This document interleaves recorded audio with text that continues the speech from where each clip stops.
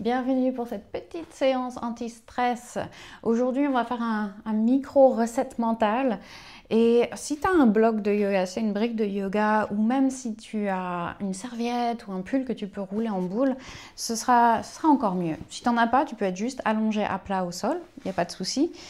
Mais si tu peux avoir juste la cage thoracique un peu surélevée comme ça, j'ai la tête au sol et le bloc qui est juste en travers du haut de mon dos et les bras de chaque côté.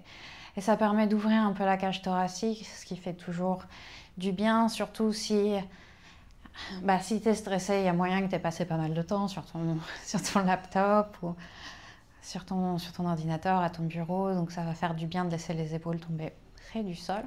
Le reste du corps, comme tu veux. Je choisis Shavasana avec les jambes étirées, mais comme tu préfères. Les bras étirés de chaque côté.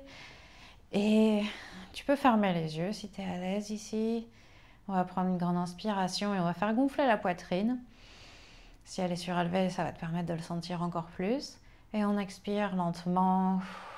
On ralentit l'expiration. Prends encore une respiration comme ça. Et voilà, on expire lentement.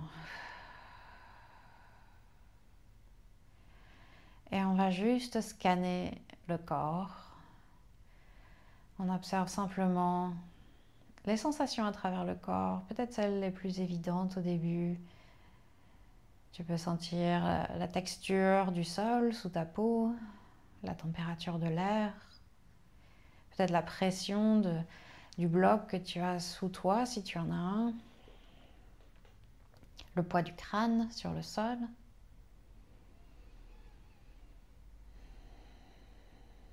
Et ensuite, on observe des sensations un peu moins évidentes, un peu plus subtiles. Tu sens peut-être un petit bourdonnement au bout de tes doigts ou une sensation de chaleur dans la paume des mains.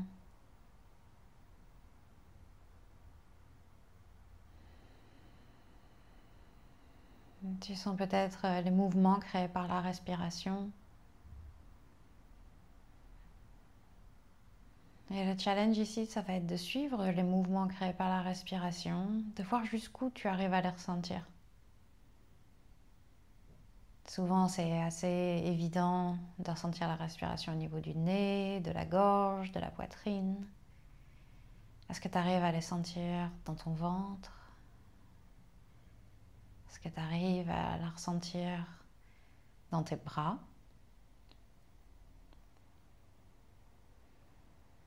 Est-ce que tu sens les mouvements dans le bassin? Peut-être le périnée, le plancher pelvien qui bouge en rythme avec la respiration. Est-ce que tu arrives à ressentir ta respiration jusque dans les pieds? Est-ce qu'il y a un effet de ricochet qui fait que quand tu inspires, il y a quelque chose qui se passe au niveau des jambes?